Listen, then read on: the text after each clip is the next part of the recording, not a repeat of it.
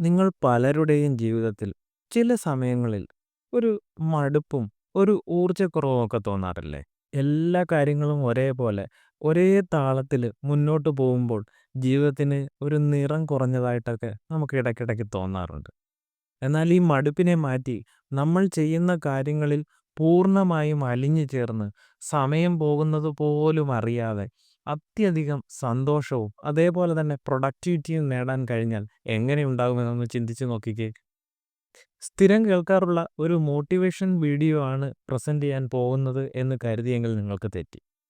മടുപ്പിൽ നിന്ന് ഉണർവിലേക്കും ആശങ്കയിൽ നിന്ന് ആനന്ദത്തിലേക്കും നമ്മെ എത്തിക്കുന്ന മനഃശാസ്ത്രത്തിലെ 3 അതിശയകരമായിട്ടുള്ള കൺസെപ്റ്റുകളെ പറ്റിയാണ് ഇന്നത്തെ വീഡിയോയിലൂടെ ഞാൻ നിങ്ങളുമായി പങ്കുവയ്ക്കുന്നത്. നിങ്ങൾ നിങ്ങളുടെ സമയം പാഴാക്കാതെ ഓരോ നിമിഷവും സന്തോഷത്തോടെ ജീവിക്കാൻ ആഗ്രഹിക്കുന്നവരാണ് എന്നുണ്ടെങ്കിൽ ഈ വീഡിയോ തീർച്ചയായും നിങ്ങൾക്കുള്ളതാണ്. നമുക്ക് ഒരുമിച്ച് മടുപ്പ് മാറ്റാനുള്ള ഈ അത്ഭുത സമവാക്യങ്ങൾ എന്തൊക്കെയാണെന്ന് കണ്ടെത്താം. Welcome to my science garage.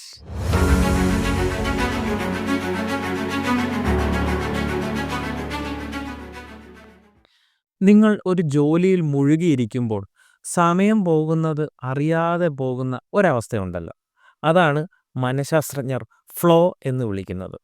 മടുപ്പ് മാറ്റി ജീവിതത്തിൽ പ്രൊഡക്ടിവിറ്റിയും സന്തോഷവും നിറയ്ക്കാൻ സഹായിക്കുന്ന ഒരു മാന്ത്രിക വാക്യമാണ് ഫ്ലോ. അങ്ങനെയാണെങ്കിൽ എന്താണ് ഈ ഫ്ലോ സമവാക്യം?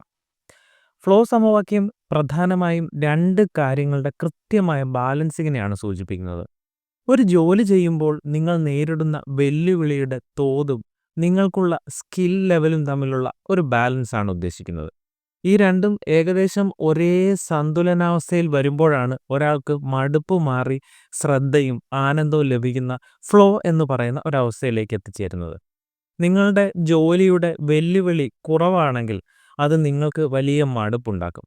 അതേസമയം വെല്ലുവിളി കുറച്ച് കൂടുതലാണെങ്കിലോ അതെങ്ങനെ ചെയ്തു തീർക്കുമെന്ന കാര്യത്തിൽ നിങ്ങൾക്ക് വളരെയധികം ടെൻഷനും ഉണ്ടാവും.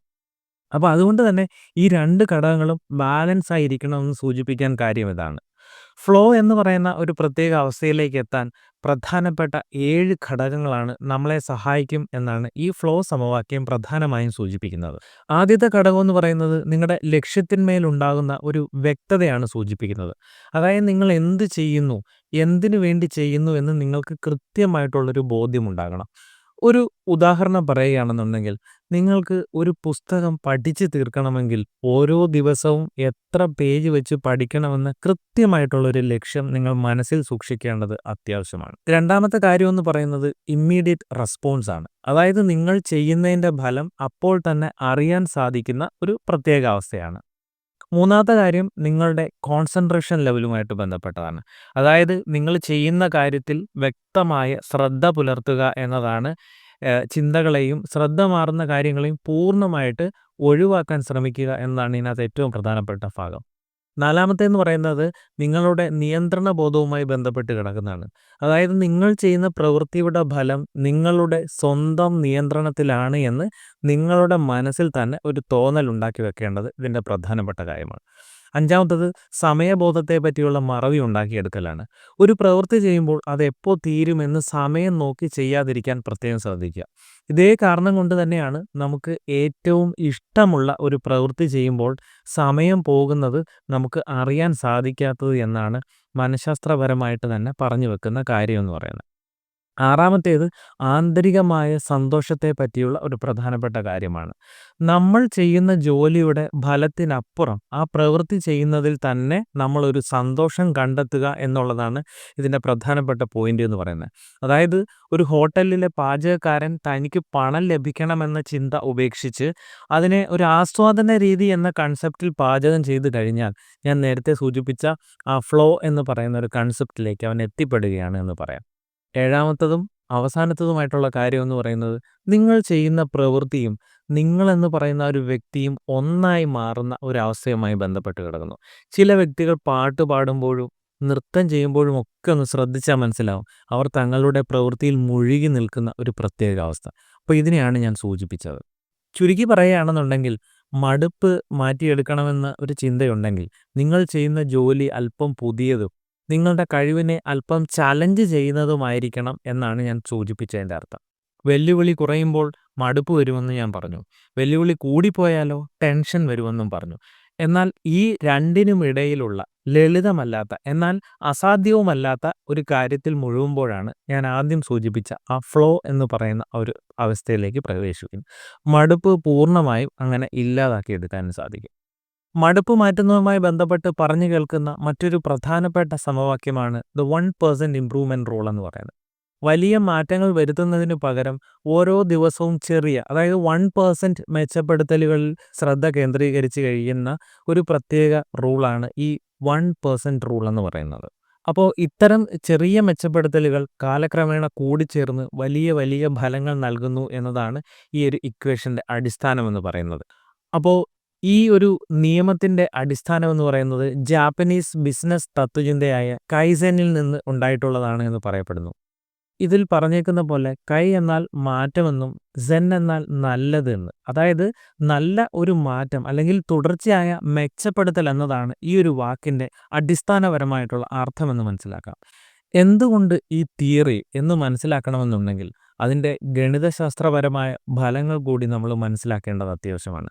നിങ്ങൾ ഒരു വർഷം ഓരോ ദിവസവും 1% മെച്ചപ്പെടുത്തൽ ഉണ്ടാക്കിയെടുക്കുകയാണെങ്കിൽ ഒരു വർഷം കഴിയുമ്പോൾ, അതായത് ഒരു 365 ദിവസമൊക്കെ ആകുമ്പോൾ നിങ്ങൾ ആരംഭിച്ചതിനേക്കാൾ 38 മടങ്ങ് മെച്ചമുണ്ടാക്കാൻ സാധിക്കുമെന്നാണ് കണക്കുകൾ സൂചിപ്പിക്കുന്നത്. എന്നാൽ നിങ്ങൾ ഓരോ വർഷവും ഈ 1% മോശമായിക്കൊണ്ടിരിക്കുകയാണെന്നുണ്ടെങ്കിൽ ഒരു വർഷം കഴിയുമ്പോൾ നിങ്ങൾ 0.03 മടങ്ങായി ചുരുങ്ങുമെന്ന് പറയുന്നു. അതായത് ഏകദേശം പൂർണ്ണമായി ഇല്ലാതാകുമെന്നൊക്കെയാണ് ഈ സമവാക്യം സൂചിപ്പിക്കുന്നത്. അപ്പോൾ ദിവസവും 1% മെച്ചപ്പെടുത്തുന്നത് ഒറ്റ ദിവസം കൊണ്ട് 100% മെച്ചപ്പെടുത്തുന്നതിനേക്കാൾ എളുപ്പമാണ് എന്നാണ് തിയറി പറയുന്നത്. വലിയ ലക്ഷ്യങ്ങൾ പലപ്പോഴും സമ്മർദ്ദമുണ്ടാക്കുകയും നമ്മെ നിഷ്ക്രിയരാകാൻ പ്രേരിപ്പിക്കുകയും ചെയ്യുന്നു. അതുപോലെ ചെറിയ മാറ്റങ്ങൾ നമ്മുടെ ദിനചര്യയുടെ ഭാഗമാക്കിയെടുക്കാൻ നമുക്ക് എളുപ്പവുമാണ്. ഇത് സ്ഥിരമായി നിലനിർത്തുവാനും നമുക്ക് സഹായകരമാണ്. സ്ഥിരതയാണ് വിജയത്തിൻ്റെ ഏറ്റവും വലിയ ഘടകമെന്ന് പറയുന്നു.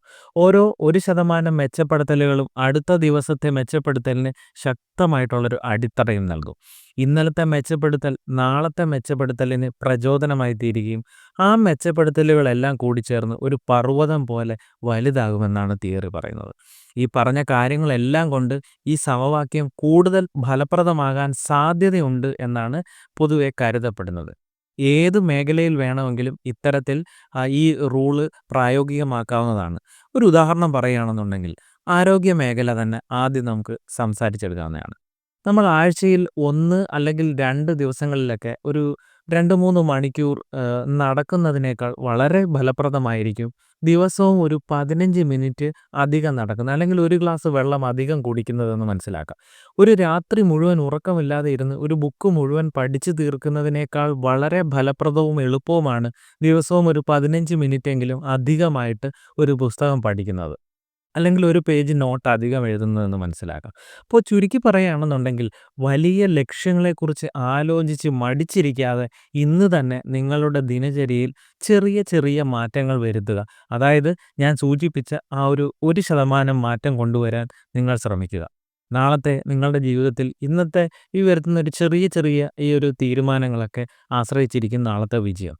അപ്പോൾ അത് നിങ്ങൾക്ക് തീർച്ചയായും കാണാൻ സാധിക്കും. ഈ തത്വം നിങ്ങളുടെ ലക്ഷ്യങ്ങൾ കൈവരിക്കുന്നതിന് തീർച്ചയായിട്ടും സഹായിക്കും എന്നുള്ളൊരു വിശ്വാസമുള്ളതുകൊണ്ടാണ് ഈ തിയറിയെപ്പറ്റി ഞാൻ രണ്ടാമതായി സംസാരിച്ചത്. ഇനി അവസാനമായിട്ട് നമ്മുടെ പ്രധാനപ്പെട്ട ഒരു സമവാക്യം, മൂന്നാമത്തെ സമവാക്യത്തെ കൂടി പറഞ്ഞു തരാം. മാനസികാരോഗ്യ സമവാക്യമായിട്ടുള്ള ഡോപ്പമിൻ ലൂപ്പ് ഫോർമുല എന്നതിനെ പറ്റിയാണ് ഞാൻ അടുത്തതായിട്ട് സംസാരിക്കുവാൻ പോകുന്നത്. അപ്പോൾ ഈ തത്വം പ്രധാനമായും നമ്മളുടെ മസ്തിഷ്കം, സന്തോഷം, പ്രചോദനം, മടുപ്പ് തുടങ്ങിയ കാര്യങ്ങളെയൊക്കെ എങ്ങനെയാണ് വിശദമായി കൈകാര്യം ചെയ്യുന്നത് എന്നാണ് പറയുന്നത്. നമ്മുടെ തലച്ചോറിലെ ഒരു പ്രധാനപ്പെട്ട ന്യൂറോ ട്രാൻസ്മിറ്ററാണ് ഡോപ്പമിൻ എന്ന് പറയുന്നത്. ഇത് പലപ്പോഴും സന്തോഷ ഹോർമോൺ എന്ന് തെറ്റായി വിളിക്കപ്പെടാറുണ്ട്. എന്നാൽ ഡോപ്പമിൻ യഥാർത്ഥത്തിൽ സന്തോഷത്തേക്കാൾ ഉപരി മോട്ടിവേഷൻ, ഹോപ്പ്, തലച്ചോറിൻ്റെ റിവാർഡ് സിസ്റ്റം തുടങ്ങിയ കാര്യങ്ങളുമൊക്കെ ആയിട്ട് ബന്ധപ്പെട്ട് കിടക്കുന്നതാണ് എന്ന് മനസ്സിലാക്കുക. അപ്പോൾ ഈ ഡോപ്പമിൻ ഗ്രൂപ്പിൻ്റെ പ്രവർത്തനം 2 രീതിയിലാണ് പ്രധാനമായിട്ടും വിശദീകരിക്കാനായിട്ട് സാധിക്കുന്നത്. ആദ്യത്തേത് ഉയർന്ന ഡോപ്പമിൻ ലെവലാണ്. തലച്ചോറിൽ പെട്ടെന്ന് റിഫ്ലക്സ് ഉണ്ടാകുന്ന തരത്തിലുള്ള ഒരു അവസ്ഥയാണിതെന്ന് പറയാം.